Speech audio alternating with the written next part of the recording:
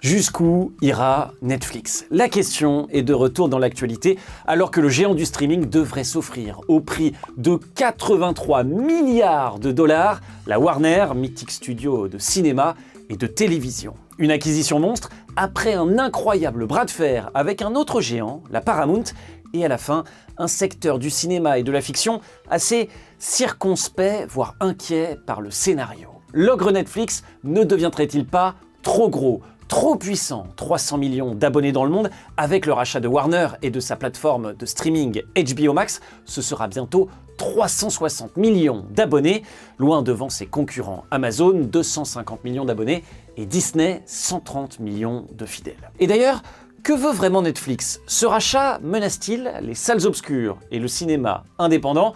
Aujourd'hui, dans le temps de l'actu, zoom en archive sur l'incroyable ascension de Netflix en France et dans le monde, et de ses conséquences sur nos usages culturels. C'était il y a un peu plus de 10 ans, septembre 2014, le géant du streaming arrivait sur les écrans des Français. Netflix, plus de 50 millions d'utilisateurs, abonnés pour regarder des milliers de films et de séries, disponibles 24 heures sur 24 en illimité. Le site de vidéo à la demande débarque en France. Quel est le principe ? Pour utiliser Netflix, il faut un ordinateur, une connexion Internet. Là, je m'inscris sur le site, je m'abonne et j'ai accès instantanément à un catalogue de films, de documentaires et de séries télévisées. Que trouve-t-on dans le catalogue ? Des séries, des dessins animés, des films pour un forfait mensuel de 7,99 €. Mais l'offre est loin d'être exhaustive. Cet après-midi, nous n'avons trouvé ni La Grande Vadrouille, ni E.T., ni Titanic. Une belle trajectoire pour cette entreprise californienne lancée en 1997, dont le business était à l'origine la location et la vente de DVD par correspondance. Pourtant, vous l'entendez, au début, tout le monde n'y voit pas encore une révolution. Le catalogue est mince, il y a très peu de productions originales, pas de quoi inquiéter le patron de Canal+ de l'époque, Rodolphe Belmer. On ne peut pas comparer Netflix et Canal. Il y a une chose qui est importante dans l'audiovisuel, c'est la capacité de produire des programmes d'exception. C'est ça le sujet. L'appétit des téléspectateurs pour ce genre de programme ne fait que croître. Les gens veulent des grands matchs de foot, les gens veulent des grands films de cinéma, les gens veulent des grandes séries. Il est probable qu'il y aura des offres low cost qui vont se diffuser, comme Netflix, avec des programmes de rediffusion. Mais sur la télé du salon, je pense que les gens voudront tout le temps des programmes événementiels pour les emmener loin, répondre à leurs besoins culturels et les faire s'évader. Netflix, pas un concurrent sérieux face aux chaînes historiques? Ouais, attention, d'autant qu'à l'époque, et ça fait polémique, Netflix ne paye pas d'impôts en France. Et le géant ne respecte pas non plus les règles de l'exception culturelle française qui impose aux chaînes de participer au financement du cinéma français. Et ça inquiète les professionnels du secteur, comme le réalisateur Frédéric Socher. Si on fait sauter les barrières et que, par exemple, à travers Netflix ou d'autres opérateurs, eh bien, il y a bientôt la possibilité de diffuser des films en France sans participer au financement des films français, eh bien, évidemment, ça pose un problème sur le modèle économique français. Face à ces préoccupations et aux accusations de concurrence déloyale, réponse de la ministre de la Culture de l'époque, Fleur Pellerin, toujours en septembre 2014. Ce qui me préoccupe aujourd'hui, c'est de voir si les acteurs classiques ou les acteurs français, en tout cas, sont à même de répondre en termes d'offres à l'arrivée de Netflix. Et je crois que dans les prochains jours, dans les prochaines semaines, il y aura un certain nombre d'annonces qui montreront bien que finalement, cette arrivée de l'acteur américain, de la part des diffuseurs français, va stimuler aussi la capacité d'innovation des autres acteurs. Et donc, j'appelle de mes vœux, évidemment, une réaction, mais commerciale ou de marketing ou d'innovation des autres acteurs. Et c'est vrai, réaction, il va y avoir de la part des acteurs français du secteur avec la création, souvenez-vous, de la plateforme Salto, annoncée en juin 2018. Voici Salto. Les trois parents, M6, France Télévisions et TF1, s'associent pour agréger leurs programmes, les enrichir et les proposer via Internet sur tous les écrans à leurs futurs abonnés. Le but est de proposer une offre alternative à des géants comme le californien Netflix, qui avec son catalogue de 10 000 films et séries, a déjà 3,5 millions d'abonnés en France. Salto devra séduire les fidèles de la télé en direct et partir à la conquête du jeune public qui s'en détourne.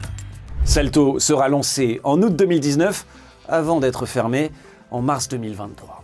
En attendant, Netflix fait son petit bonhomme de chemin. 1 an après son arrivée sur nos écrans, France Inter dressait un premier bilan en donnant d'abord la parole aux abonnés, toujours plus nombreux. Et 1 an après, qu'en pensent les utilisateurs qui ont craqué pour le service? On sait que les premiers mois, beaucoup s'étaient dit déçus par un catalogue assez pauvre. Selon le cabinet NPA, il y a du mieux. Il aurait triplé en 1 an, passant ainsi de 3600 à 11 000 titres, ce qui n'est pas pour déplaire à Nina. Spirit, l'Aristochien, Mulan 2, l'Attrape-Parent. Voilà, Nina, 9 ans, énumère les dessins animés qu'elle a pu voir via Netflix. Ses parents, Nicolas et Manuela, se sont abonnés au service il y a presque 1 an. J'y trouve mon compte. Ça a été mis en avant pour les séries. Effectivement, c'est pour les séries. Il y a quand même pas mal de choix de films. Peut-être un peu décevant au niveau des films étrangers. On pensait effectivement qu'il y aurait plus de choix de cinéma d'auteur, de cinéma un peu indépendant, et en fait, ce sont plus des grosses productions américaines qui sont mises à l'honneur. De plus en plus de contenu, mais aussi des productions originales françaises. Première d'entre elles, la série Marseille, avec Gérard Depardieu, tournée en 2015 dans la cité phocéenne. De quoi ravir justement les producteurs français, comme Caroline Bingeot, interview toujours sur France Inter en septembre 2015. Je dirais que l'effet de Netflix est plus psychologique qu'autre chose, mais c'est très bien. Parce que tout ce qui peut aiguiser et stimuler chez les diffuseurs français la créativité, la prise de risque, l'audace, l'envie de protéger la création et de lui offrir un écosystème qui soit favorable à son épanouissement est vraiment super bon à prendre. Donc Netflix, pour les producteurs et les créateurs français, je pense que c'est vraiment un poil à gratter. Et quand il y aura Amazon, quand il y aura Google et quand il y aura Apple, ce sera un urticaire géant et ce sera absolument formidable, je crois, parce que ça va bouillonner. Et c'est vrai que le succès de Netflix en France va attirer l'appétit d'autres géants américains. Amazon, Disney, Apple, les plateformes se multiplient, les films et séries aussi, parfois même projetés dans les plus grands festivals de cinéma, comme à Cannes. Bref, une offre large, qualitative, accessible, particulièrement pendant le Covid, tout pour séduire les jeunes et vider les salles de cinéma, sujet de France 2 en 2022. C'est une nouvelle vague qui submerge le cinéma. Pour les jeunes, les films ne se découvrent plus sur grand écran, dans une salle obscure, mais sur les plateformes ou sur un téléphone. Amazon Prime, Netflix, c'est mieux. Pourquoi c'est mieux ? Bah déjà c'est à la maison, c'est tranquille. Je trouve que c'est plus abordable, il y a plus de films, il y en a pour tous les goûts. Il ne faut pas forcément les mettre en compétition, il y a de la place et de l'amour cinéphile pour tout le monde. Netflix, Amazon Prime Video ou Disney+ sont devenus des réflexes. Cette année, le réseau social TikTok est même partenaire du festival, une première. Mais pour les professionnels, c'est le scénario catastrophe. Cette exploitante de salle de cinéma constate une baisse de 30% de la fréquentation depuis la pandémie. Il faut qu'on se réinvente, parce que sinon nos salles de cinéma, dans 10 ans, n'existent plus. Donc il faut faire quelque chose pour que tous ces lieux de culture accueillent le cinéma, mais pourquoi pas des séries, pourquoi pas autre chose. En 25 ans, Netflix est devenu un acteur du cinéma. Et si la France impose désormais à Netflix et aux autres plateformes de financer elles aussi la création française, à hauteur de 20% de leur chiffre d'affaires en France, la méfiance vis-à-vis du géant américain et de ses concurrents perdure. Mais est-elle justifiée? Netflix, une chance ou bien une menace pour le cinéma français? Ça, c'est à vous d'en juger, dites-le nous en commentaire. Et moi je vous dis à la semaine prochaine pour un autre zoom sur l'actualité. Et pour approfondir le sujet, écoutez Le Temps de l'Actu, le podcast d'actualité de l'INA et de l'université Panthéon-Assas, avec cette semaine comme invitée Angélique Delorme, directrice adjointe du musée du Quai Branly et ex-présidente de la commission du cinéma d'art et d'essai du CNC. Le Temps de l'Actu, un podcast à retrouver sur toutes les plateformes d'écoute.